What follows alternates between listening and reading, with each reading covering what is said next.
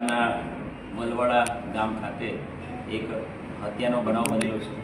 26મી November 2024ના રોજ રાત્રે 10:30થી 11:30ના સમયગાળામાં એક મહિલા પરમિલા દેવી છે, એની સાથે એના પતિએ ઘર કંકાસ બાબતે ઝઘડો કર્યો હતો। રવિકુમાર હંસરાજ શર્માએ રેગ્યુલરલી એ લોકો વચ્ચે ઘરેલું કંકાસ થતો હતો અને એ દિવસે થોડો વધારે ઘરે કંકાસ થતાં એના પતિ દ્વારા એને મારવામાં આવી હતી અને મારીને લોહી લુહાણ હાલતમાં એને ઘરની બહાર ફેંકી દીધેલી હતી।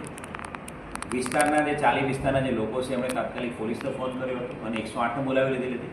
108 દ્વારા તાત્કાલિક જે ઇન્જર્ડ મહિલા છે પરમિલા દેવી એમને CHC પર મોકલવામાં આવ્યા હતા અને CHCથી પછી ફર્ધર ટ્રીટમેન્ટ માટે એમને વલસાડ સિવિલ હોસ્પિટલ લાવવામાં આવ્યા હતા। વલસાડ સિવિલ હોસ્પિટલ ખાતે વહેલી સવારે 27મી તારીખે 7:30 વાગે એમને મૃત ડિક્લેર કરવામાં આવ્યા હતા।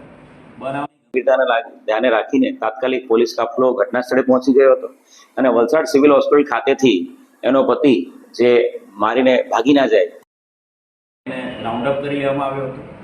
જે આરોપી છે રવિકુમાર હંસરાજ શર્મા એણે પોતાનો ગુનાનો કબૂલ કરેલો છે। ચાલીના આસપાસના બધા લોકોએ એ સાંજના ટાઈમે 10 વાગ્યાથી જ્યારે ઘર કંકાસ કર્યો ત્યારથી એને જોયેલો હતો અને એણે ઘરેલુ હિંસા બાબતે ઝઘડાના કારણે જ એને મારી નાખી છે। જે primary cause of death PM રિપોર્ટમાં આવ્યો છે એ પ્રમાણે ગળું દબાવીને અને માથાના ભાગે હેમરેજ કરીને દિવાલ ઉપર માથા પછાડીને મારવામાં આવી હતી। એના હેમરેજના કારણે આ પરમિલા દેવીનું અવસાન થયું છે।